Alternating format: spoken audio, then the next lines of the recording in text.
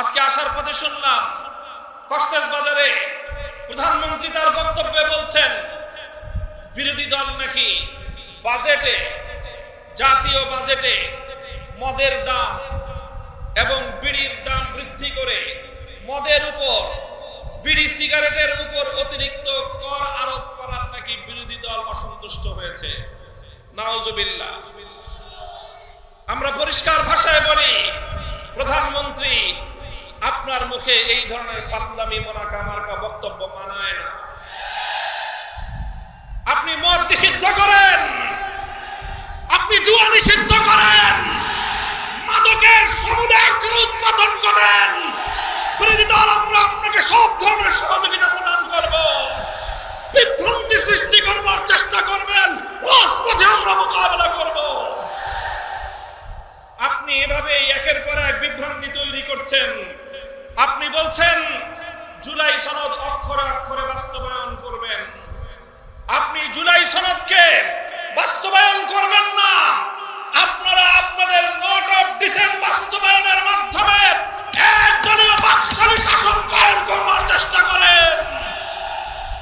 আমাদের পরিষ্কার বক্তব্য, গণভোটের মাধ্যমে বাংলাদেশের 70% মানুষ যে ম্যান্ডেট প্রদান করেছে, সংবিধান সংস্কারের মাধ্যমে সংবিধান সংস্কার পরিষদ গঠন করে যে রায় বাস্তবায়ন করার জন্য যা করতে হয় বিরোধী দল আন্দোলনের মাধ্যমে আদায় করে ছাড়বে ইনশাআল্লাহ। সংগ্রামী সাথী ও বন্ধুগণ, আসসালামু আলাইকুম ওয়া রাহমাতুল্লাহ। আলহামদুলিল্লাহি রাব্বিল আলামিন ওয়াস সালাতু ওয়াস সালামু আলা সাইয়্যিদিল আমবিয়া ওয়াল মুরসালিন ওয়া আলা আলিহি ওয়া আসহাবিহি আজমাইন।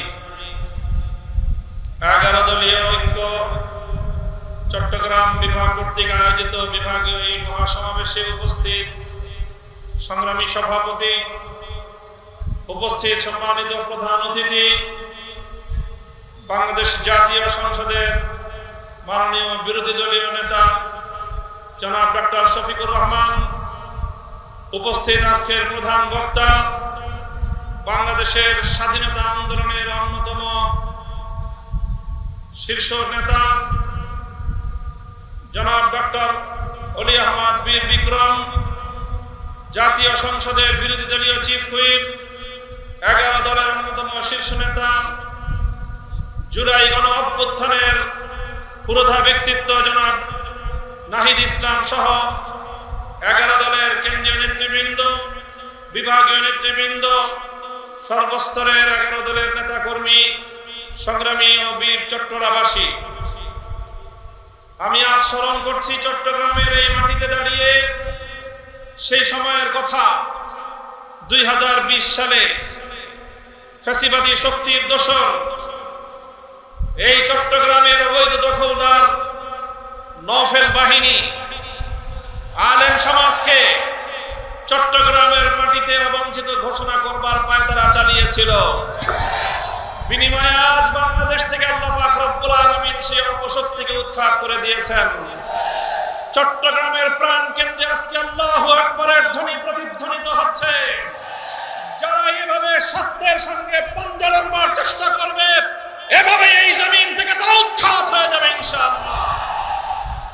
আমি স্মরণ করছি এই চট্টগ্রামের মাটি থেকে আল্লাহর পয়গম্বরের ইজ্জতের হেফাজতের যে আযান উচ্চারিত হয়েছিল, শাইখুল ইসলাম আল্লামা শাহ আহমদ শফীর কণ্ঠে 2013 সালের শাপলা চত্বরে বাংলার দামাল সন্তানেরা রক্ত দিয়ে ফ্যাসিবাদের বিরুদ্ধে সংগ্রামের ভিত রচনা করেছিল।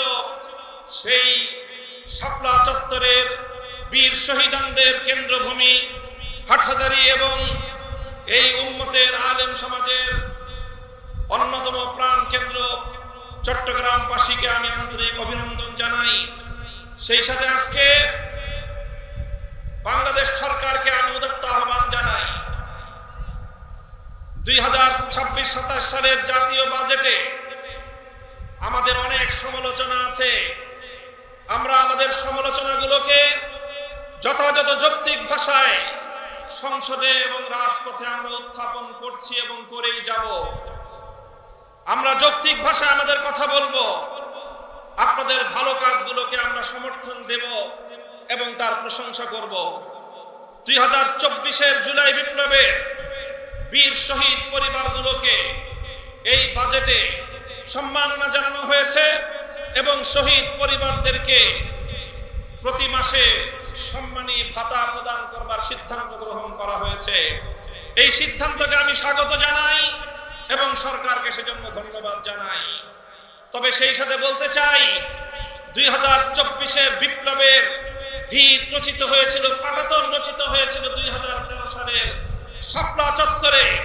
সেই শাপলার বীর শহীদ পরিবারদেরকেও একই সঙ্গে রাষ্ট্রীয় সম্মাননা এবং স্বীকৃতির জোর দাবি জানাচ্ছি। যদি আপনারা সেটা করতে ব্যর্থ হন, তাহলে প্রমাণ হবে আপনারা প্রকৃত অর্থে ইসলাম, মুসলমান এবং মদিনার ইসলামের যে কথা বলেন, ধোঁকাবাজি ছাড়া আর কিছুই নয়।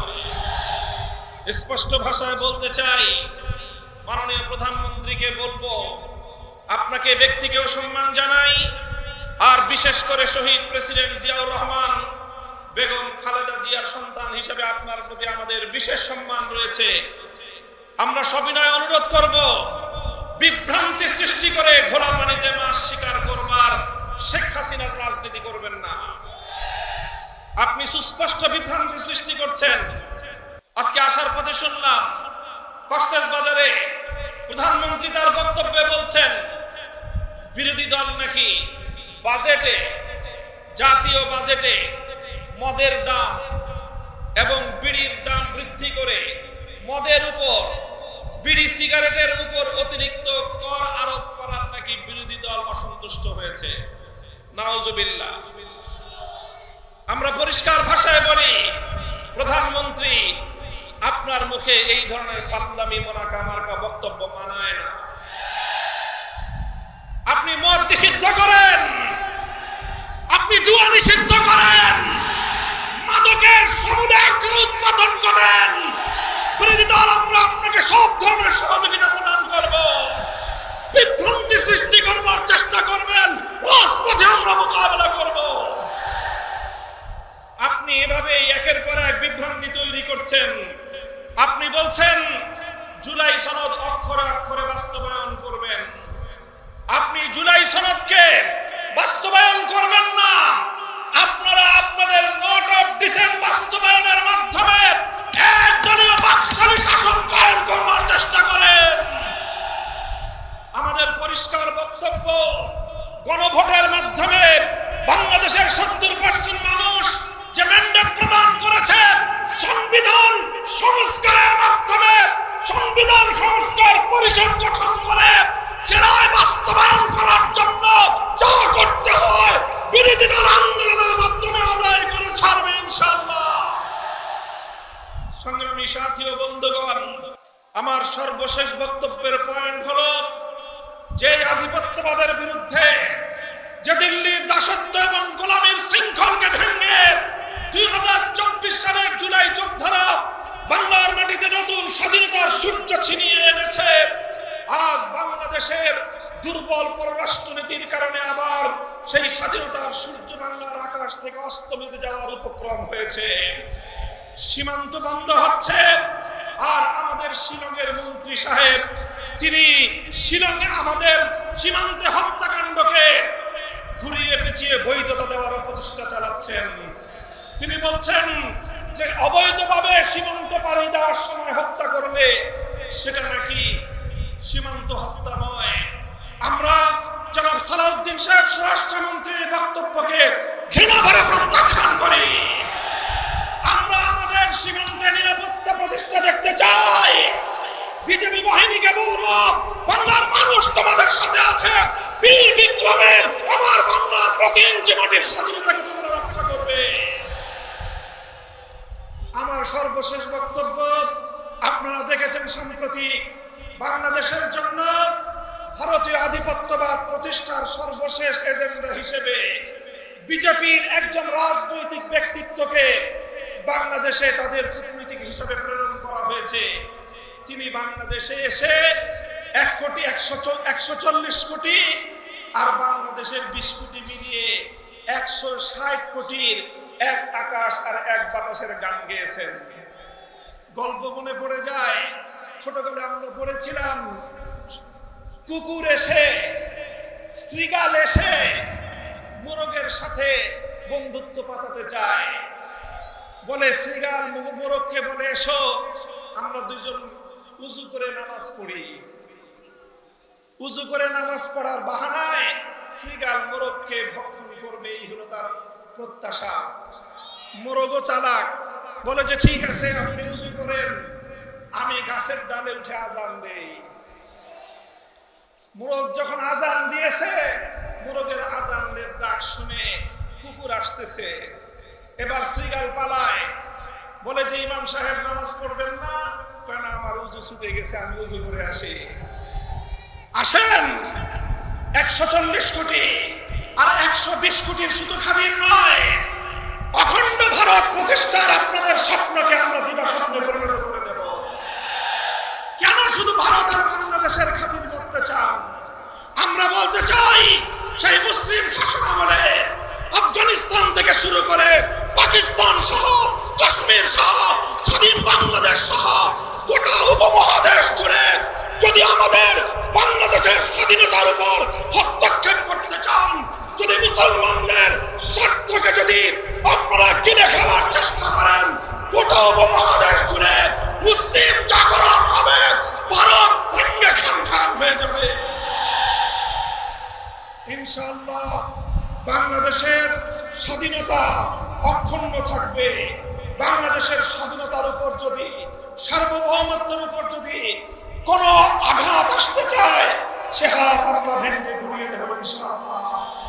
বাংলাদেশের স্বাধীনতার অতন্দ্র প্রহরী হিসেবে, দেশের স্বাধীনতা রক্ষা করার জন্য এবং 24 জুলাই বিপ্লবের ভিত্তিতে, 47, 71, 24 চেতনার ভিত্তিতে আগামীর বাংলাদেশ গড়বার চলমান সংগ্রাম ইনশাআল্লাহ গন্তব্যে পৌঁছা পর্যন্ত রাজপথে থেকে আন্দোলন করতে প্রস্তুত থাকবেন তো?